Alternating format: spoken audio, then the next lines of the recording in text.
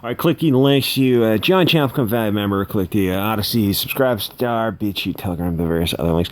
I saw this video, and I saw this. It just I read the oh my gosh, I read the article.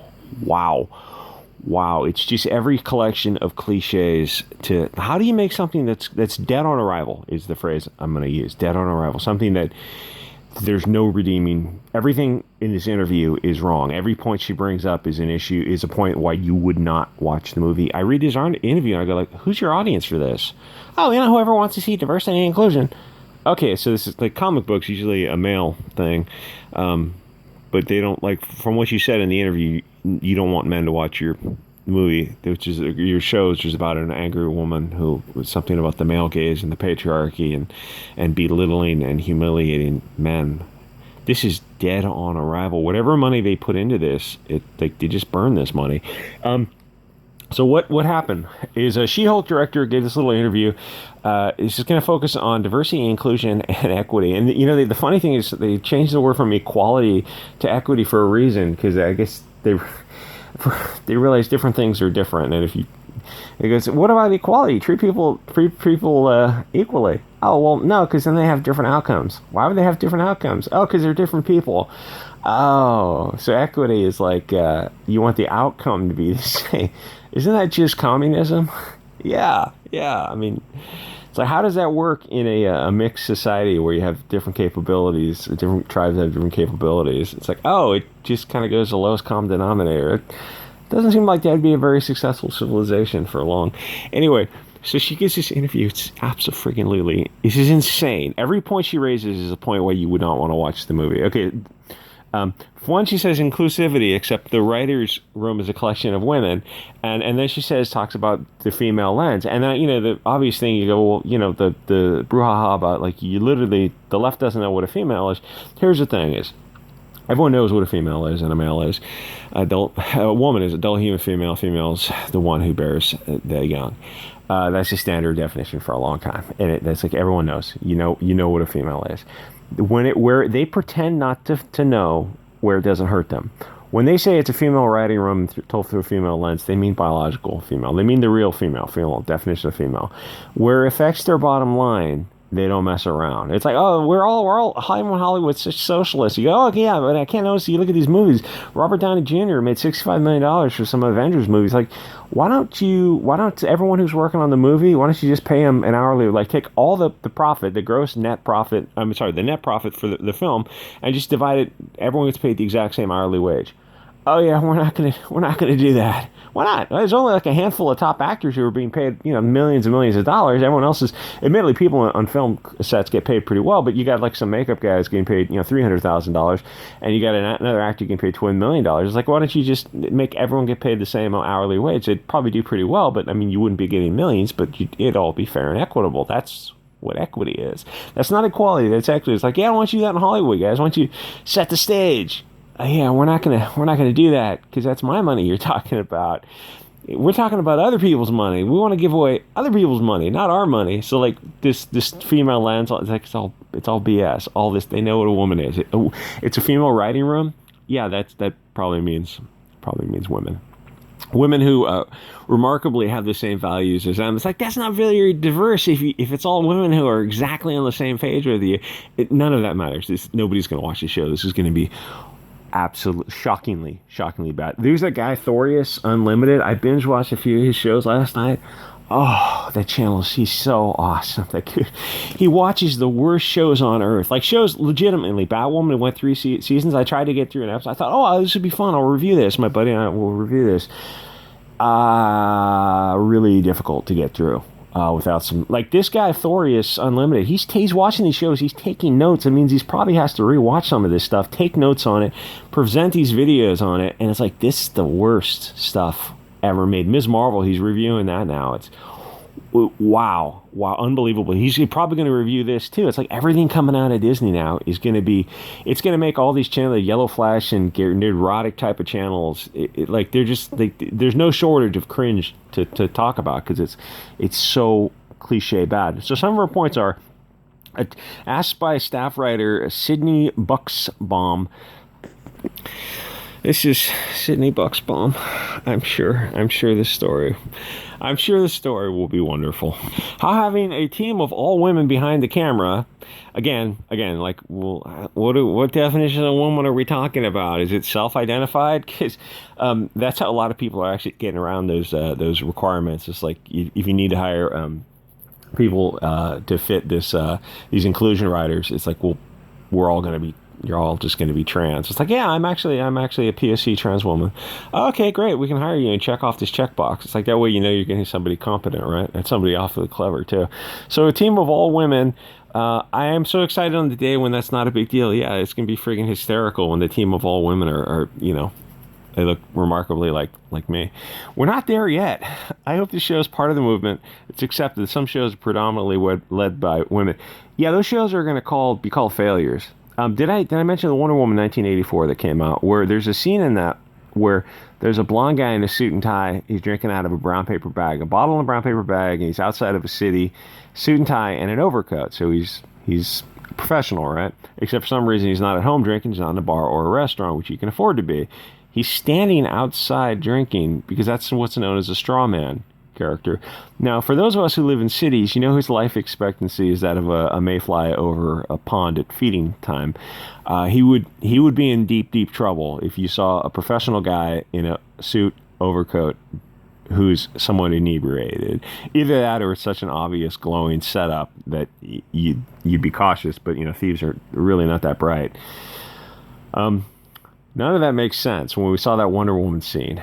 And then the only reason the straw man was there so he could sexually harass the main character who walked through the streets. It's like, that was a painfully dumb scene, and that was written by the woman who put that in there. And the other straw man was you had the POC homeless guy who had to rescue her from the evil patriarchal blonde man who... Blonde men don't stand in street corners drinking out of brown paper bags to harass women. None of that makes sense. That's an entire straw man scene that you put in there, and you put the scene in there twice. So one, so you could set up to harass her. Two, so she could beat the hell out of him, beat the hell out of the blonde character. Wonder Woman 1984. Movie bombed, rightfully so. It was absolutely horrible. I don't even know if they're making a part 3. It seems like there's a heck of a delay on that. Anyway, inclusivity, except you don't have men in the storytelling process, so that's not really inclusive. Comic books have been written for and by a male audience because they're the ones who bought it. If you think you're going to alienate the male audience, who's 95% of the customer base, and get a new female audience that's going to fill in that 95%, you're out of your freaking mind. This is all going to bomb. Obviously, it's going to bomb. Here's the thing. Something like Ms. Marvel is the Kamala Khan character. That might appeal to a younger female audience. I saw a few scenes from it, and I saw that Thorius Unlimited stuff. There's no way that show is going to be on the air unless Disney is willing to take a loss. Every year, it's going to take a loss. This is going to take a loss immediately. Like, this isn't even... By now, people are aware of how bad Disney is because they've had a string of, Disney is woke now. It's anti-male, and if you're a person of European descent, you know that you are going to be portrayed through this straw man lens of being the bad guy, which is weird because, we know how awesome we are. Legitimately, we really are. So instead of the male gaze, they want to tell it through a female gaze, and how do we create this from our point of view? This is the thing. She says she wants to get into this wish fulfillment, and this is why I mentioned Wonder Woman 84.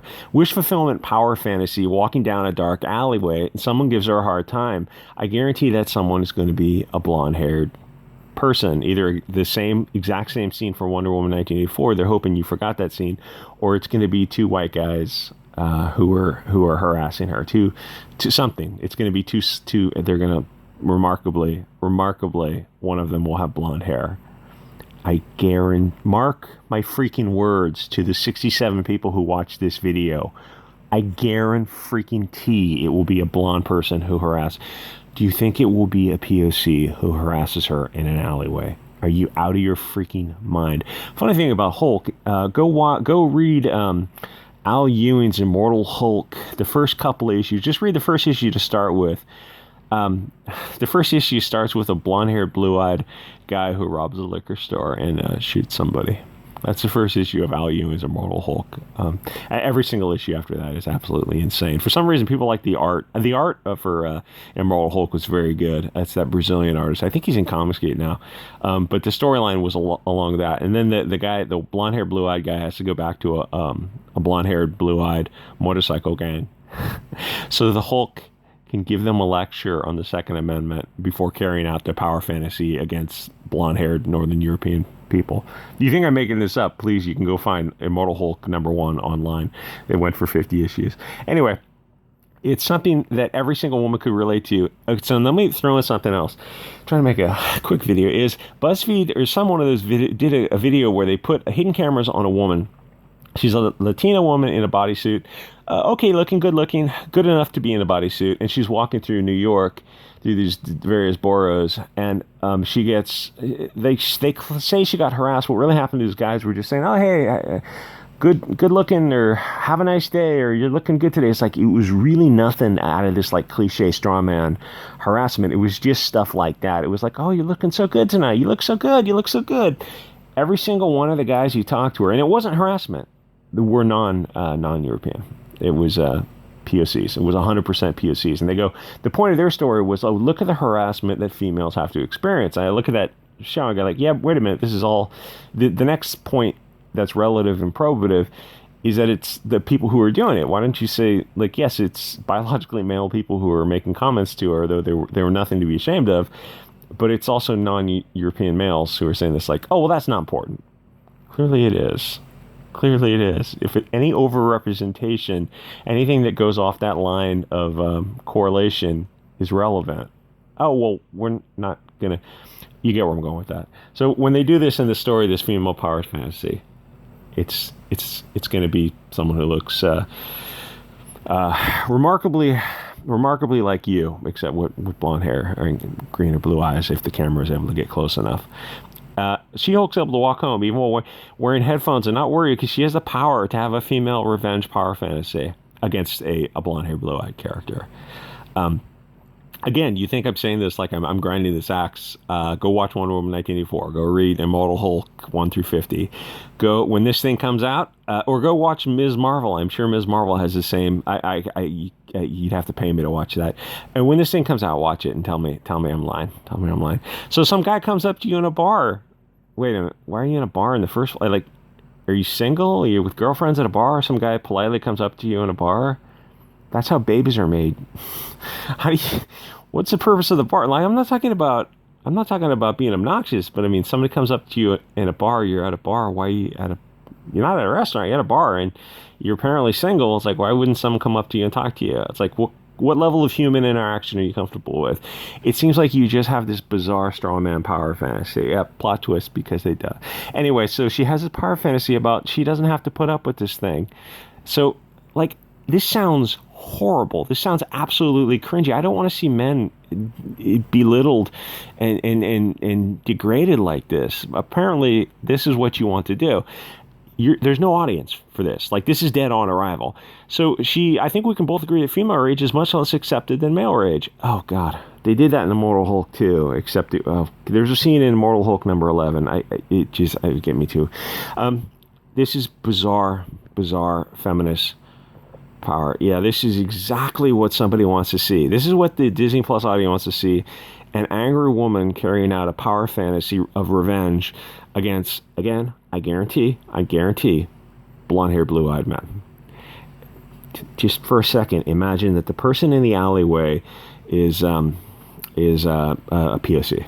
The guy in the alleyway who's she has to beat the hell out of is black. What do you think would happen? If that would never in a million years happen? And if I'm wrong, hey, well, we both know I'm not going to be wrong. Anyway, so the next thing is that she has to go talk to her cousin Bruce, and she has to show him that clearly in every way she's superior, in every way, shape, and form.